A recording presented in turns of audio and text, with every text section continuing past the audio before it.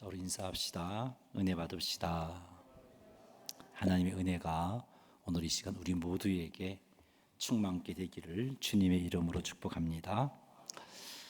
이 땅에 많은 그리스도인들이 살고 있습니다. 많은 교회도 존재합니다. 그럼에도 불구하고 어찌하여 세상에 거룩한 영향을 주기보다는 세상으로부터 공격당하고 있는지 잘 모르겠습니다. 한국에 복음이 처음 들어왔습니다. 그때 그리스도인들이 몇 명 되지 않았지만 적은 숫자의 그리스도인들이 이 나라에 큰 영향력을 끼쳤습니다. 성도를 인정했습니다. 교회를 인정했습니다. 교인이라면 믿어주었습니다. 그런데 오늘날은 그렇지 못한 시대가 되고 말았습니다. 왜 그럴까? 원래 세상은 교회와 그리스도인에 대해서 긍정적이지 않습니다. 그게 원래 세상의 성격입니다.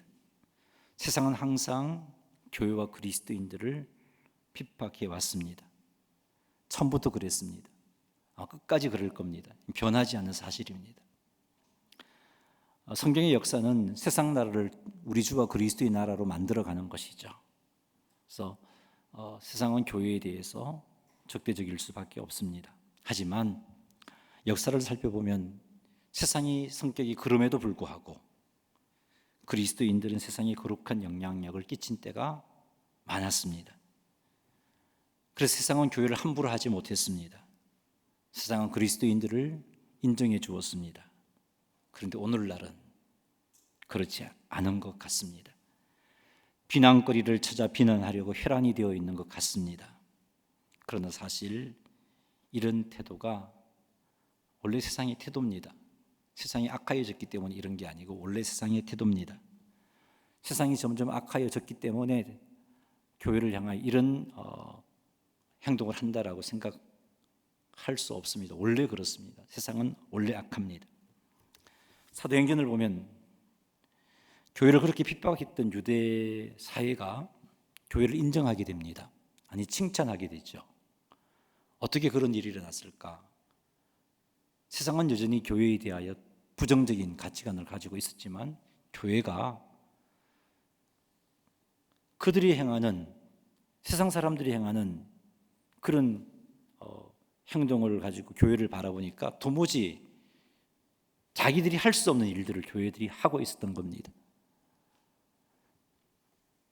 저것은 참 이상한 공동체다. 어떻게 저런 일을 할 수 있을까? 그런 일을 보고 감히 세상은 교회에 대해서 인정하지 않을 수가 없었던 거죠. 마음에 들지 않았지만 칭찬하지 않을 수가 없었던 겁니다. 그러므로 세상이 교회를 핍박하는 오늘의 현실 앞에서 우리가 세상과 구별된 삶을 살지 못했기 때문에 이런 일이 일어났음을 인식하고 우리는 먼저 하나님께 회개해야 됩니다. 세상이 악해졌기 때문에 그런 거예요. 그것은 핑계입니다. 세상은 원래 악합니다. 그런데 제가 앞에서도 말씀드렸지만 악한 세상 속에서도 우리의 역사를 보니까 교회를 인정하지 않을 수 없을 때가 있었다라는 것이죠. 그러기에 세상이 악해졌기 때문에 세상이 교회를 핍박합니다라고 말할 것이 아니라 우리가 세상과 구별된 삶을 살지 못했기 때문에 이런 일이 일어나고 있구나라고 인식하고 우리는 하나님께 회개해야 합니다. 그리고는 세상이 우리를 칭찬하지 않을 수 없는 그런 삶을 살아야 됩니다. 그리고서 세상을 향하여 세상이 잘못된 부분들을 말해 주어야 하는 거죠.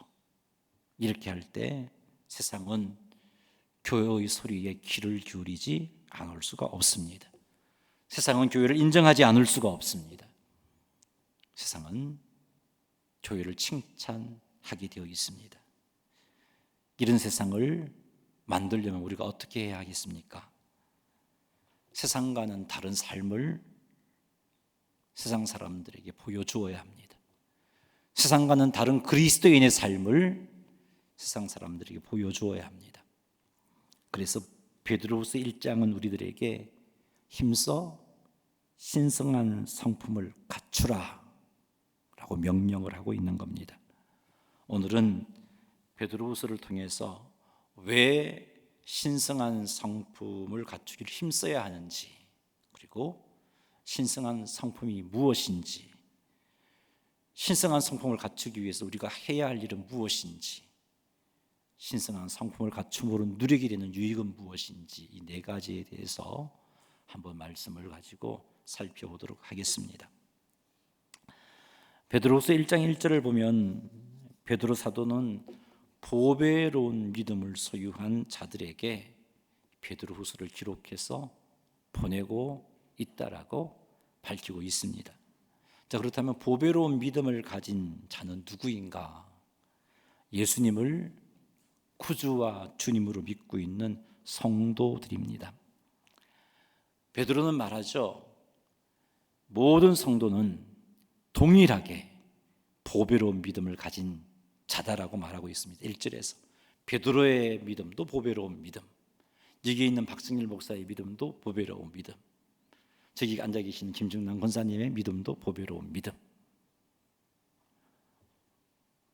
여기 초등학교 아이들 한 명 있었는 것 같은데 걔 그 아이의 믿음도 보배로운 믿음, 보배로운 믿음이라는 거죠. 이 보배로운 믿음을 성도들이 어떻게 소유하게 되었을까? 1절 말씀에 의하면, 여러분 1절 보시면서 제 이야기를 들어보세요.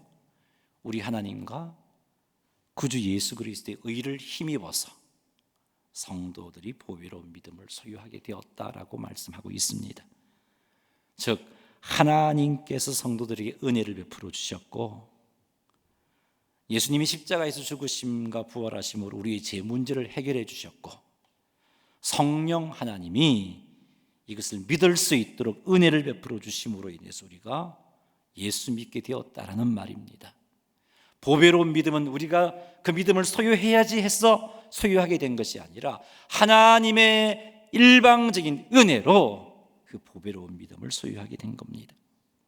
우리가 잘나서 보배로운 믿음을 소유하게 된 것 아닙니다. 똑똑해서 착해서 성실해서 보배로운 믿음을 소유한 것이 아닙니다. 솔직히 우리가 우리 자신을 다 들춰보면요, 우리는 보배로운 믿음을 소유할 만한 그런 자질이 없는 자들 아닙니까? 하나님의 은혜가 아니라면 우리도 추하고 더러운 행동을 할 수밖에 없는 자들입니다. 은혜 받고 나서도 마찬가지잖아요. 예수 그리스도를 믿는 믿음을 소유하고 나서도 하나님의 은혜가 아니라면 우리는 추한 행동을 할 수밖에 없는 그런 존재들이잖아요. 하나님의 은혜가 아니라면 우리도 별 수 있나요? 우리도 교회를 욕하는 자리에 서 있을 겁니다. 예수님을 조롱하고 있을 겁니다. 성도들을 핍박하고 있을 겁니다. 우리 그런 존재들이에요. 이런 우리를 너무나 사랑하신 하나님께서 우리가 이 같은 추한 죄로 하나님의 마음을 아프게 하고 멸망받을 수밖에 없는데, 그 죄를 예수 그리스도에게 짊어지우시고 예수님을 십자가에서 죽게 하신 겁니다. 우리에게 보배로운 믿음을 주시려고. 예수님은 그러한 하나님 아버지의 뜻을 쫓아서 죽기까지 복종하셨죠. 우리를 예수님의 십자가의 죽으심과 부활을 통하여서 예수님은 우리의 모든 죄를 씻어주셨고, 그리고 이로 말미암아 천국 백성이 될 수 있는 믿음을 허락하여 주신 겁니다. 그래서 우리가 보배로운 믿음을 소유하게 된 겁니다. 우리가 잘나서가 아니고요. 나 같은 죄인 살리신 주 은혜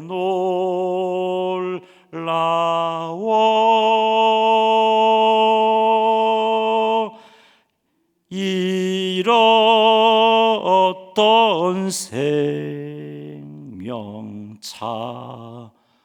찾았고 광명을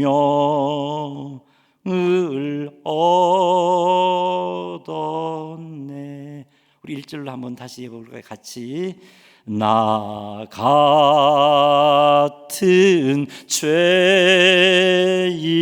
살리신 주 은혜 놀라워 주 은혜 놀라워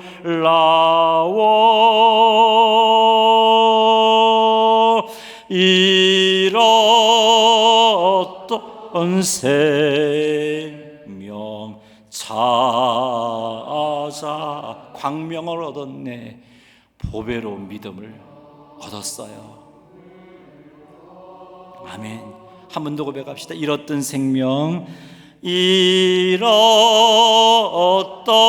생명 찾았고 광명을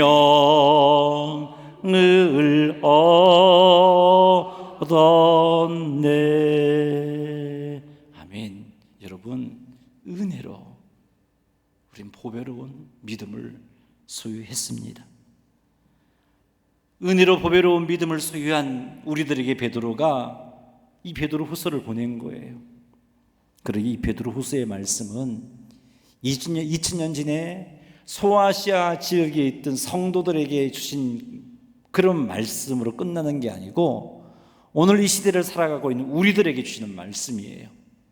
우리들이 이 말씀을 붙잡고 살아간다면 틀림없이 우리 세상 속에서 거룩한 영향을 끼치는 그런 성도의 삶을 살아갈 수 있습니다. 오늘도 이 말씀 앞에서 겸손하게 아멘으로 반응해서 작게는 우리 가정에서 내가 속한 직장에서부터 거룩한 영향력을 끼치는 성도들이 되어서 세상이 감히 교회를 함부로 대하지 못하고 인정해 주지 않을 수 없는 그런 역사들이 시작되어지기를 주님의 이름으로 축복합니다. 왜 하나님은 우리에게 보배로운 믿음을 주셨을까? 그게 목적일까? 죄로 죽은 우리들에게 보배로운 믿음을 주신 그것이 전부일까? 아니에요. 하나님께서 우리들에게 보배로운 믿음을 주신 목적이 있습니다. 왜 주셨는가? 그것은 하나님께서 우리들을 거룩한 하나님의 신성한 성품에 참여하는 자가 되게 하려고 우리에게 보배로운 믿음을 주셨습니다. 그것이 여러분 우리가 조금 전에 읽었던 베드로후서 1장 1절에서 11절까지의 내용입니다. 우리에게 보배로운 믿음을 주신 하나님께서는 우리들이 신성한 성품에 참여하는 자가 되기를 얼마나 원하시는지 모릅니다. 3절과 4절 말씀 속에서 하나님의 이 원함을, 하나님의 뜻을 알 수 있어요. 우리 한번 3절 말씀을 같이 한번 읽어보겠습니다. 그의 신기한 능력으로 생명과 경건에 속한 모든 것을 우리에게 주셨으니 이는 자기의 영광과 덕으로서 우리를 부르신 이를 알므로 말미암음이라. 아멘.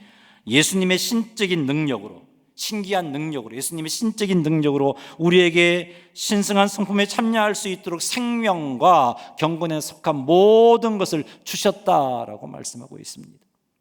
우리에게 생명과 경건에 속한 모든 것을 주신 목적이 무엇이냐?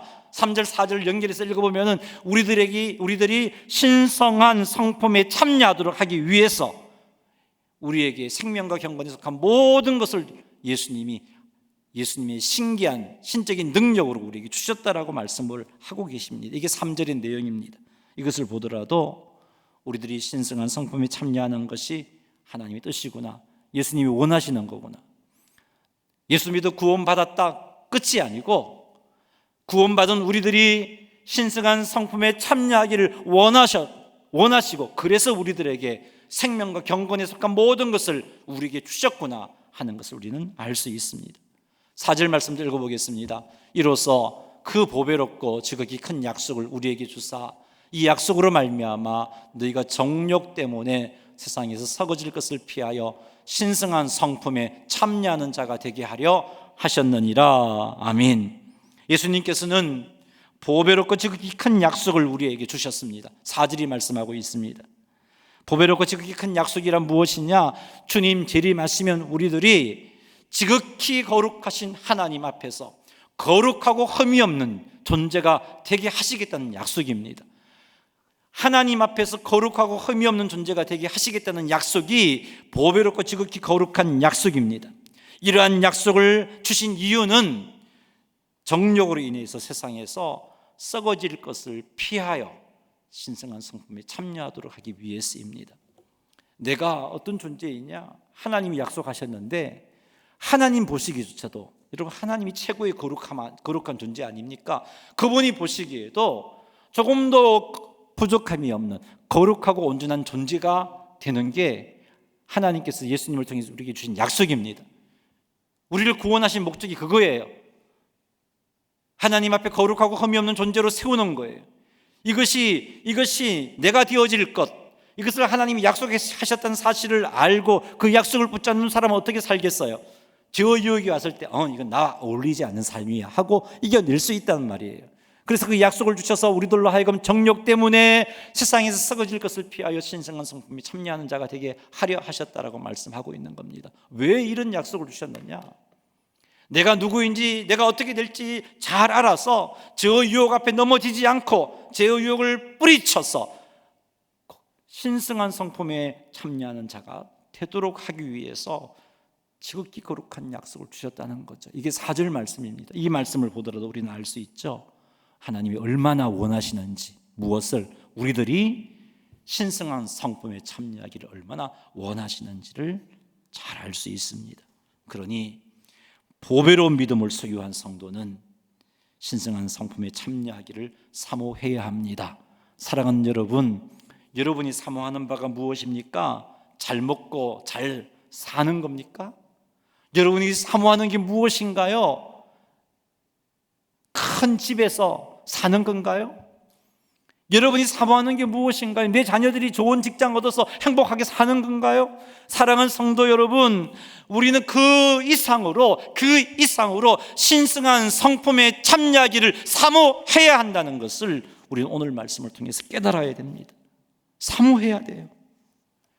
사모해야 힘써서 참여하려고 애쓰게 되어 있습니다. 사모하는 마음이 없으니까 그냥 그렇게 사는 거예요. 5년을 예수 믿어도 그 모습이고, 10년을 예수 믿어도 그 모습이고, 20년을 예수 믿어도 그 모습이에요. 20년 예수님 믿은 사람을 보아도 그리스도가 보이지 않는 거예요. 30년 예수 믿는 사람을 보아도 그리스도가 보이지 않는 거예요. 이건 잘못 산 거예요. 주께서 원하시는 모습이 아니에요. 50년을 예수 믿었다면, 정말 주께서 원하시는 모습으로 50년, 60년을 예수 믿었다면 그분을 바라볼 때 머리 숙이지 않을 수가 없고, 그분을 향한 존경의 마음이 나오지 않을 수가 없는 그런 삶을 살아야, 그것이 하나님께서 원하시는 성도의 삶을 산 거예요.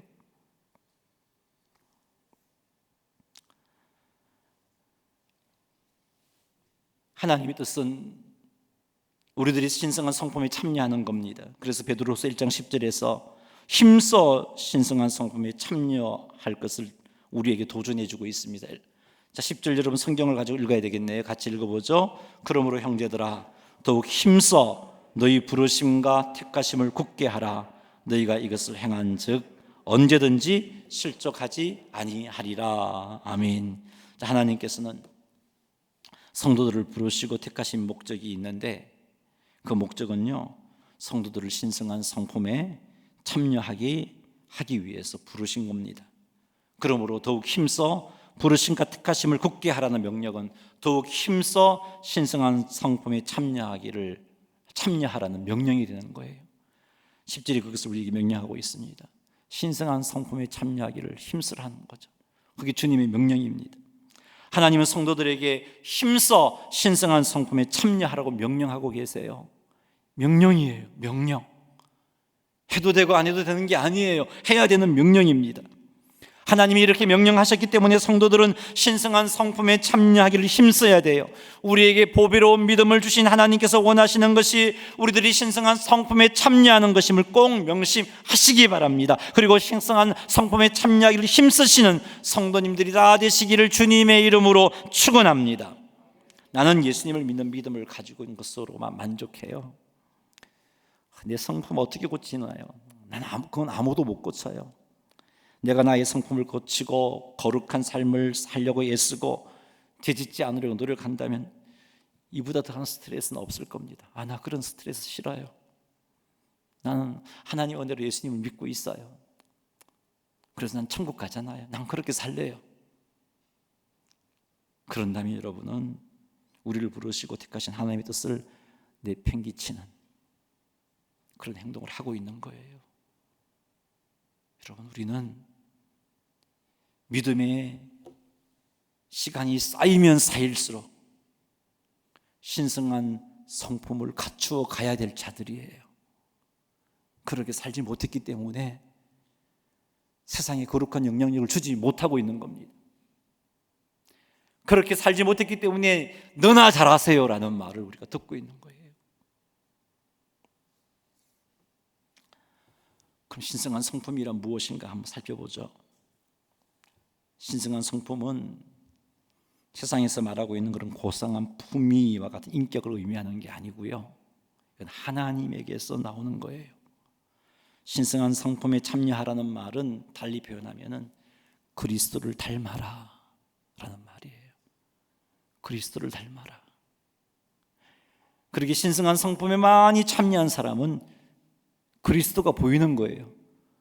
예수님 보는 것 같아요. 그분을 볼 때 그분의 성품, 그분의 말, 그분의 결정들을 볼 때 예수님 보는 것 같아요. 우리 예수님은 우리들이 그렇게 살기를 원하십니다. 그렇게 살기를 원하세요. 자, 이 땅에서 우리가 예수님을 보여주는, 예수님을 닮아가는 삶을 살려면 갖추어야 될 그런 성품의 요소들이 있는데, 거기 베드로후서 1장 5, 6, 7절에 나와요. 한번 읽어보겠습니다. 그러므로 너희가 더욱 힘써 너희 믿음의 덕을, 덕의 지식을, 지식의 절제를, 절제의 인내를, 인내의 경건을, 경건의 형제 우애를, 형제 우애의 사랑을 더하라. 아멘. 이것 갖추면 예수님 닮게 되어 있어요. 근데 이건요, 우리에게서 나오는 게 아니에요. 이게 신성한 성품들인데 이것은 하나님에게서 나오는 거예요. 하나님께서 나오는 겁니다. 믿음, 여기서 말하는 덕은요, 도덕적인 탁월함인데 정직함이 포함되겠죠. 거룩함도 포함되겠죠. 그러기에 이 덕과 좀 어울리지 않은 행동, 거짓이겠죠. 거짓말하고 부정을 저지르는 것, 이게 덕과 어울리지 않는 거예요. 그러기에 덕을 갖추기를 우리는 애써야 되겠죠. 여기서 말하는 지식은 예수님에 관한 지식, 하나님에 관한 지식, 힘써 하나님을 알아가라는 명령, 그 명령이 여기에 해당돼요. 하나님을 아는 지식을 자꾸 더해야 돼요. 절제, 인내, 경건, 형제 우애, 지체들을 사랑하는 것, 성도들을 사랑하는 걸 말해요. 그리고 가장 정점이 사랑을 더하라고 말씀하고 있습니다. 우리에게 보배로운 믿음을 주신 하나님께서는 이러한 신성한 성품들이 성도들에게서 풍성하게 나타나도록 힘쓰라 라고 명령하고 계시는 거예요. 그러므로 성도인 우리들은 이러한 신성한 성품들이 삶 속에서 점점 더 풍성하게 나타나도록 해야 됩니다. 점점 하나님을 온전히 의지하는 모습들이 나타나야 돼요. 점점 연약한 이들을 향한 긍휼의 마음이 풍성해져야 되고요, 거짓이 결코 성도와 어울리지 않는 것임을 알고 거짓을 끊어내는 행동들이 나타나야 되고요, 그리스도에 대한 지식이 점점 많아져야 되는 겁니다. 예수 믿은 지 10년이 되고 20년이 되고 50년이 되었음에도 불구하고 여전히 정직하지 않다면, 여전히 형제 우애의 모습을 찾아볼 수가 없다면, 절제하고 인내하는 모습을 볼 수가 없다면, 덕이 부족하여 하나님의 영광을 가리우는 행동을 하고 있다면, 경건하여 하나님을 섬기는 모습을 찾아볼 수가 없다면, 이 사람은 신성한 성품에 참여하라는 하나님의 뜻을 외면하며 신앙생활하는 거예요. 믿음으로 만족하며 말이죠. 나 예수 믿어 천국 가요. 때로는 힘든 일이 있으면 도와주세요. 하나님 나 좀 도와주세요. 그렇게 기도하면서 말이죠. 그렇게 신앙생활 하니까 내 모습이 변하지가 않는 거죠. 그냥 그 모습, 예수님 처음 믿을 때 그 모습, 세상 사람들이 나 볼 때 거룩함이 보일 리가 없는 거죠. 근데 오늘날 많은 그리스도인들이 이렇게 살고 있다는 겁니다. 너무나 안타깝게도 말이죠. 이것을 갖추라고 명령하고 있어요. 힘써 신성한 성품을 갖추라고 말씀하고 있어요. 우리가 성도임에도 불구하고 신성한 성품에 참여하라는 하나님의 뜻을 외면한 이유가 있는데 왜 그랬을까? 성도임에도 불구하고 왜 우리는 힘써서 신성한 성품을 갖추는 일을 하지 못했을까? 그 이유를 한번 살펴볼게요. 베드로후서 1장 9절 말씀 읽어보겠습니다. 이런 것이 없는 자는 맹인이라 멀리 보지 못하고 그의 옛죄가 깨끗하게 된 것을 잊었느니라. 이 9절 말씀은 불신자라는 말이 아니에요. 성도라는 말이에요. 옛죄가 깨끗하게 된 것을 잊었느니라 이 말을 볼 때 분명히 성도임에 틀림이 없습니다. 그런데 이 9절에 보니까 성도임에도 불구하고 신성한 성품에 참여하라는 주의 뜻을 외면한 것은 맹인이어서 멀리 보지 못했기 때문이다라고 말합니다. 멀리 본다는 말은 이 오늘 그 베드로후서 1장 문맥에서 어떤 의미냐면은 지극히 보배로운 약속을 붙잡는 거예요. 지극히 보배로운 약속이 무엇인가요? 주님 재림하시면 내가 어떻게 돼요? 하나님 앞에 거룩하고 흠이 없는 존재가 된다는 거죠. 주님 재림하시면 내가 어떻게 돼요? 예수님 닮는다는 거죠. 그것을 보지 못했다는 거예요. 내가 어떤 존재이냐, 하루를 시작하면서 어떤 일을 할 때에도 내가 어떤 존재인지 그것을 보지 못했다는 거예요. 그것을 보지 못했기 때문에 죄의 유혹 앞에서 그냥 힘없이 무너져 버린 겁니다. 약속의 말씀을 붙잡지 못했기 때문에 내가 어떤 자인지 주님이 분명히 약속해 주셨는데 그 지극히 보배로운 약속을 붙잡지 못했기 때문에 정욕에 쫓아서 썩어질 것을 추구하는 삶을 살게 되었다는 겁니다. 그래서 성도임에도 불구하고 신성한 성품에 참여하지 못했다는 겁니다. 50년, 60년, 70년을 했습니다도 그렇게 참여하지 못했다는 거예요. 성도는요, 날마다 지극히 보배로운 약속을 가슴에 새기고 붙잡고 살아가야 돼요. 내가 어떻게 될 자인지를 잊지 말고 살아가야 되는 겁니다. 하나님께서 우리에게 보배로운 약속을 주신 것은 이 약속을 붙잡고 정욕 때문에 세상에 썩어질 것을 피하여 신성한 성품에 참여하는 자가 되라고 우리에게 이 보배로운 약속을 주신 겁니다. 그럼에도 불구하고 약속을 붙잡지 못함으로 인해서 정욕이 끄는 대로 행동을 했고, 그래서 삶 속에서 신성한 성품들이 나타나지 못한 거예요. 목사도 별 수 없습니다. 지극히 거룩한 약속을 품지 않으면요, 목사도 별 수 없어요. 정욕을 쫓아 행동하게 되어 있어요. 넘어집니다. 50년, 60년 예수 믿어도 별 수 없어요. 넘어져요. 사랑하는 성도 여러분, 장차 우리가 지극히 거룩하신 하나님 앞에서 거룩하고 흠이 없는 존재가 된다는 하나님의 약속을 붙잡으세요. 내가 그렇게 돼요. 우리가 그렇게 돼요. 지금은 볼품없지만, 지금은 죄에 대해서 판판이 넘어지는 그런 존재지만 하나님이 나를 그렇게 만드신다고요. 약속해 주셨어요. 이것이 우리가 회복될 모습입니다. 이것을 기억하라는 겁니다. 이 약속을 붙잡으라는 거예요. 이것을 보라는 겁니다. 맹인이어서 멀리 보지 못하는 이 모습이 아니고 그것을 보라는 거예요. 내가 이렇게 될 거구나. 이게 내 모습이야. 주님이 지금 나를 이렇게 만들어가고 계시구나. 이거 보라는 겁니다. 신성한 성품에 완전히 참여한 자의 모습, 예수님을 완전히 닮은 모습, 지극히 거룩한 하나님 보시기에도 흠이 없는 모습, 그 모습을 우리가 소망하고 이렇게 해주신다는 약속의 말씀을 붙잡혀서 사는 사람은 죄의 유혹 앞에서 나와 어울리지 않는 행동인 줄 알고 이겨내게 되는 겁니다. 그러나 이런 소망이 없고 장차 내가 어떻게 될지 관심도 없고 그냥 오늘 하루 잘 먹고 잘 살았으면 좋겠어요. 그게 전부예요. 그래서 하나님께도 기도하고, 그래서 예배드려도 나오고, 그렇게 사는 사람은 유혹 앞에 판판이 넘어집니다. 삶 속에서 신성한 성품에 참여하지 못하게 되는 것입니다. 베드로후서 1장 9절을 다시 보세요. 또 다른 이유가 있죠. 왜 우리가 신성한 성품에 참여하지 못했느냐? 옛죄가 깨끗하게 된 것을 잊었느니라, 이 말씀이에요. 예수님의 대속의 죽음과 부활로 말미암아 죄사함의 은혜를 입은 것을 잊었기 때문입니다. 죄사함을 받은 것이 얼마나 놀라운 은혜인지를 잊어버렸기 때문이에요. 우리가 어떻게 죄사함을 받았습니까? 우린 너무 쉽게 생각하죠.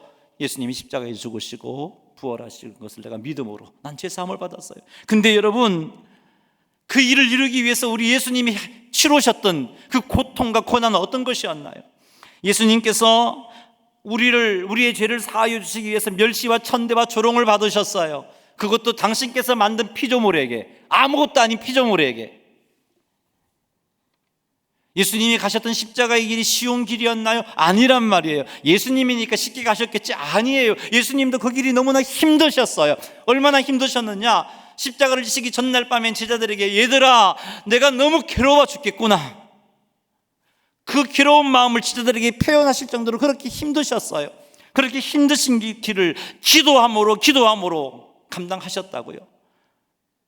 예수님이 억지로 한 게 아니에요. 예수님 마음 먹으면 그 길을 가지 않을 수 있는 능력이 예수님에게 있어요. 왜요? 예수님은 하나님이시기 때문에.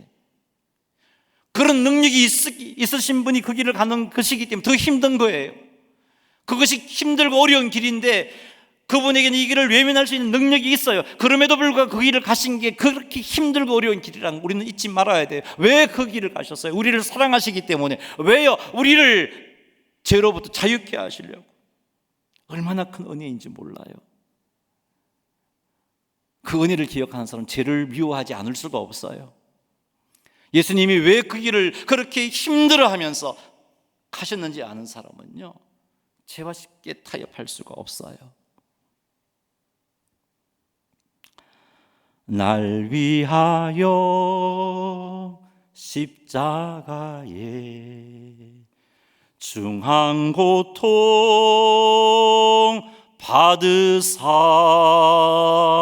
대신 죽은 주 예수의 사랑하신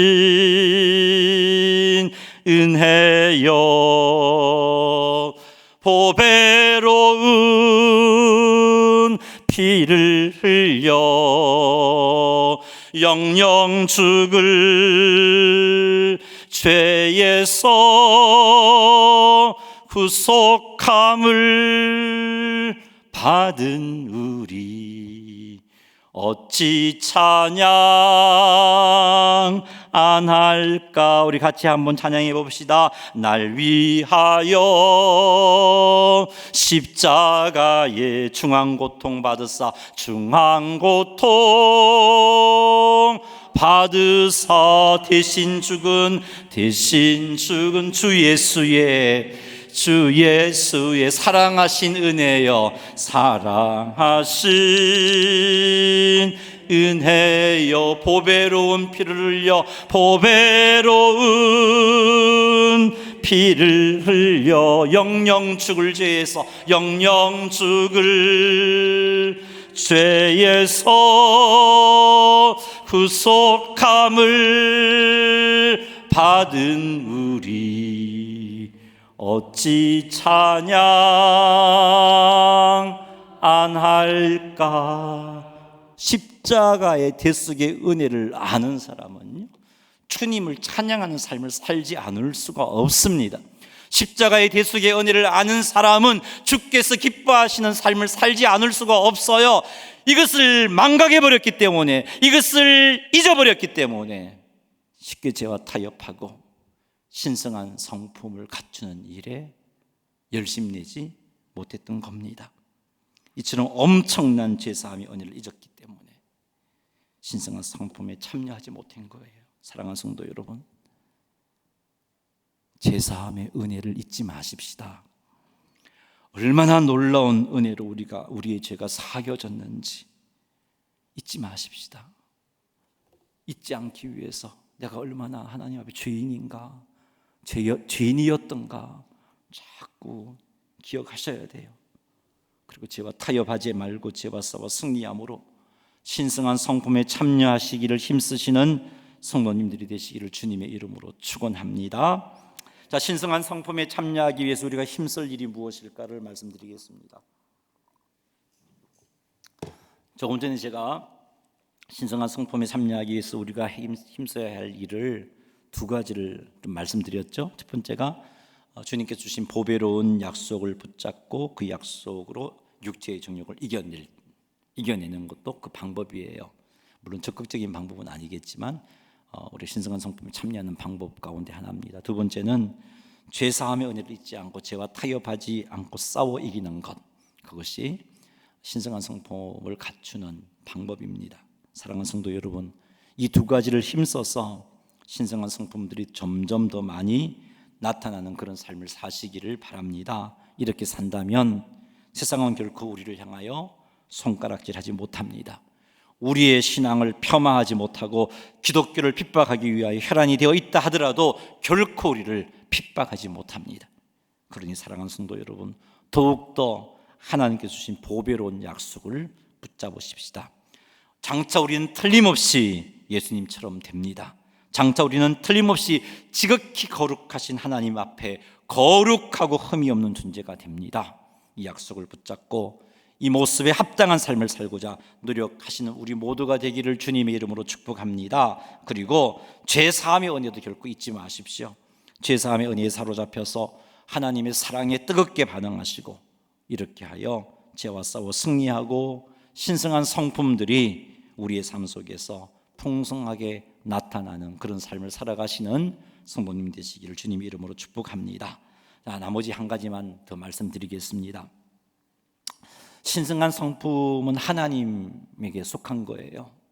그래서 내가 노력한다고 내게서 나올 수 있는 게 아닙니다.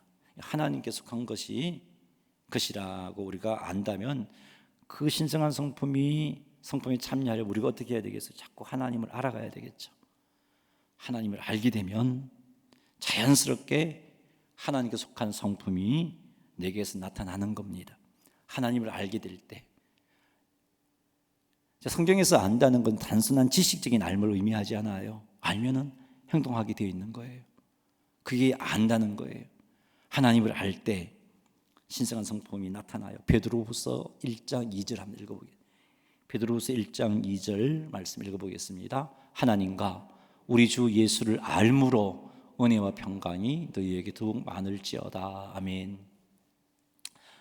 여러분, 베드로가 너희에게 은혜와 평강이 많을지어다 축복하는데 그 앞에 어떻게 함으로? 하나님을 알므로, 우리 주 예수를 알므로. 여러분, 하나님을 알고 예수님을 알게 되면 될수록 은혜와 평강이 넘치게 되어 있어요. 하나님을 알면 알수록 은혜와 평강이 넘치게 되어 있습니다. 하나님을 알면 알수록 은혜와 평강이 넘친다는 것은 하나님을 닮게 된다는 겁니다. 하나님을 알게 되면 하나님을 닮게 돼요. 하나님을 닮게 되니까 하나님에게 있는 신성한 성품들, 믿음, 덕, 지식, 절제, 인내, 경건, 형제 우애, 사랑이 나타나는 것입니다. 알기를 힘써야 돼요.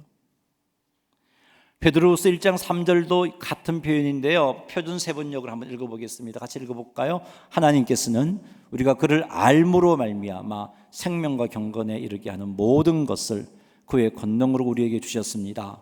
하나님은 우리를 부르셔서 그의 영광의 덕을 누리게 해주신 분이십니다. 아멘. 여기도 보세요. 우리가 그를 알므로 말미암아 생명과 경건에 이르는 모든 것을 주셨다라고 말하고 있어요. 알므로. 생명과 경건에 이르는 모든 것은 그것이 우리들로 하여금 신성한 성품에 참여하게 만드는 거예요. 이것을 볼 때 우리가 신성한 성품을 갖추려면 어떻게 해야 되는가? 앞에 두 가지 약속을 붙잡는 것도 마찬가지고 죄사함의 은혜를 잊지 않는 것도 마찬가지인데 적극적으로 하나님을 알아가야 돼요. 하나님을 알아가야 돼요. 하나님을 알게 될 때 하나님에게 속한 신성한 성품들이 내게 나타납니다. 호세아서를 읽어보십시오. 왜 이스라엘 백성들이 하나님께 책망을 듣고 심판을 당합니까? 하나님을 잊어버렸기 때문입니다. 왜 잊어버렸나요? 삶이 바빠서 말씀을 가까이 하지 않았어요. 삶이 바빠서 하나님 알기를 힘쓰지 않았어요. 그래서 호세아를 통해서 백성들에게 선포하죠. 힘써 여호와를 알아라고. 호세아가 자기 백성들에게 권유합니다. 우리 여호와를 알자, 힘써 여호와를 알자라고 그렇게 권면했잖아요. 하나님을 알아가야 돼요. 하나님을 알면 하나님께 속한 신성한 성품들이 내게서 넘쳐나게 되어 있습니다. 이 신성한 성품이 흡족하게 나타나게 될 때 여러분, 우리는 하나님께서 기뻐하시는 모습으로 세상에 거룩한 영향력을 끼치는 성도의 삶을 살아가게 되는 것입니다. 힘써 하나님을 알게 될 이런 일이 일어나요. 자, 그런데 그럼 어떻게 해야 하나님을 아는 걸까? 어떻게 하면 힘써 하나님을 아는 걸까? 여러분, 하나님과 교제를 나누는 겁니다. 여러분, 사람들과의 관계에서 사람을 아는 것도 어떻게 교제를 나눠야 알지요. 교제가 따문따문한 사람이 어떻게 그 사람을 잘 알 수 있어요? 하나님과 교제를 나누는 건데, 교제를 나누는 방법은 말씀과 기도입니다. 말씀과 기도로 하나님과 친근한 삶을 살수록 하나님 닮게 되어 있습니다. 말씀과 기도가 그만큼 중요한 거죠. 그래서 말씀도 참 중요한 부분이에요. 말씀은 하나님을 우리에게 소개해 주고 있습니다. 그래서 솔로몬이 왜 참 말년에 하나님 마음을 그렇게 아프게 했습니까? 너무 바쁘다 보니까 전도서를 볼 때 말씀을 가까이 하지 못했어요. 그러니까 잊어버렸죠. 그래서 자기 지혜로만 살았고, 그것 때문에 나라가 엉망이 돼버렸잖아요. 그래서 마지막에 내가 이거 다 해봤는데 다 헛되더라. 그리고 젊은 사람이 권하기를 늙어서 아무것도 할 수 없는 그런 때가 이르기 전에 여호와를 알게 힘쓰라라고 그렇게 솔로몬이 권면했지 않습니까? 사랑하는 성도 여러분, 하나님을 알 수 있는 방법은 성경을 가까이 하는 겁니다. 읽고 묵상하고, 듣고 묵상하고, 공부하고 묵상하십시오. 읽고 끝, 듣고 끝, 공부하고 끝, 이게 아니고 자꾸 묵상하십시오. 개인적으로 읽고 묵상하십시오. 말씀을 듣고도 묵상하십시오. 말씀을 공부하고 묵상하십시오. 그렇게 해서 말씀을 통해서 하나님을 풍성하게 알아가시고, 기도와 말씀을 통해서 주님과의 친밀한 교제를 통해서 하나님을 많이 알아가십시오. 그렇게 되면 자연스럽게 신성한 성품들이 갖추어지게 되어 있습니다. 나의 삶을 통해서 하나님께 속했던 신성한 성품들이 드러나고, 나를 보는 사람들이 누구 닮았는데, 가만히 보자, 누구 닮았더라? 그리스도 닮았네 해서 나온 단어가 그리스도인입니다. 안디옥 교회가 그런 말을 들었어요. 안디옥 교회를 보니까 뭔가 좀 달라요. 자기들과 왜 저렇게 다르지? 다른 이유가 뭘지? 다른 모습을 보니까 정말 누군가를 닮았는데 가만히 보니까 그리스도를 닮았네. 크리스찬. 그래서 나온 거예요, 여러분. 우리 그런 삶을 살아야 됩니다. 이렇게 하나님 알기를 힘써서 신성한 성품에 참여하게 되면 어떤 일이 일어나느냐?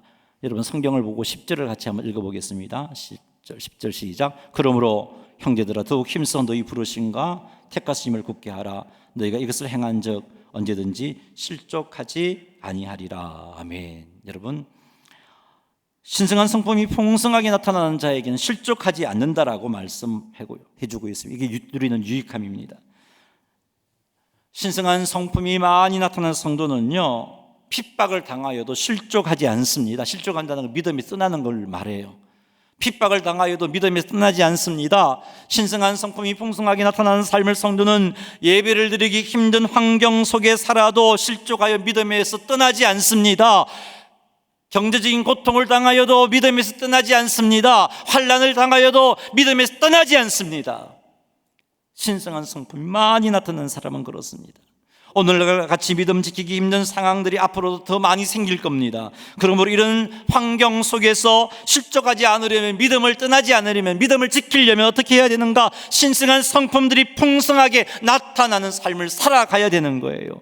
하나님의 말씀을 가까이 하고 하나님을 알고 기도로 하나님과 친해지면서 하나님을 알아갈 때 신성한 성품들이 우리에게 풍성하게 나타날 것이고, 그렇게 되면 어떤 환경에 처하여도 실족하지 않는 그리스도인이 되어지는 겁니다.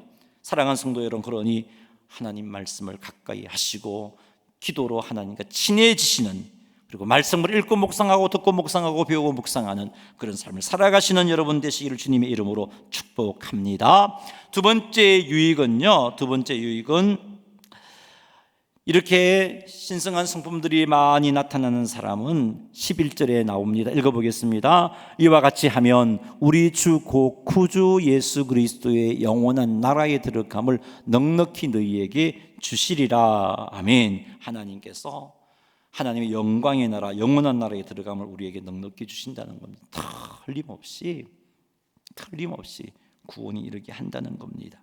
그러니 사랑하는 성도 여러분, 신성한 성품이 풍성하게 나타나도록 하십시오. 이것도 결국은 같은 말이에요. 10절에 실족하지 않는다는 말이나 같은 말이에요. 얼마나 우리의 믿음을 흔드는 환경들이 많습니까? 그런데 신성한 성품들이 많이 나타나면요, 흔들리지 않습니다. 환난과 풍파가 와도 믿음 흔들리지 않습니다. 지켜냅니다. 말씀을 맺습니다. 그리스도인은, 교회는 세상의 빛으로 세움받은 존재들입니다. 세상의 빛이 되어야 돼요. 세상의 소금이 되어야 돼요. 거룩한 영향력을 끼쳐야 돼요. 그래서 세상이 싫지만 존경하지 않을 수가 없고, 싫지만 칭찬하지 않을 수 없는 그런 존재가 되어야 됩니다. 그런 존재가 되려면 신성한 성품이 우리의 삶 속에서 많이 나타나야 돼요. 많이 나타나야 돼요. 이건 명령이에요. 우리를 구원하신 하나님께서 성령님을 통해서 이 일을 이루어가고 계세요. 지금도 이루어가고 계세요. 그런데 우리가 고집하면 여전히 그 자리 얼마나 하나님 속상하시겠어요. 점점 예수님 닮아가기를 원하신단 말이죠. 사랑하는 성도 여러분, 오늘보다 내일 더 주님 닮아 있기를 주님의 이름으로 축복합니다. 그렇게 사셔야 돼요. 사모해야 돼요. 그렇게 되기를 사모해야 돼요. 그렇게 되기를 간절히 사모하고 힘써야 돼요. 그렇게 힘써서 세 가지 방법이 있잖아요. 약속을 붙잡고, 제사함의 은혜를 잊지 않고, 하나님 알기를 힘써서 신성한 성품들이 우리에게 많이 나타남으로 세상 속에서 거룩한 영향력을 끼치고, 환난과 핍박의 때에도 실족하지 아니하고 세상에 거룩한 영향력을 끼치는 모든 성도님들이 다 되시기를 주님의 이름으로 축원합니다. 찬양 드리며 준비한 예물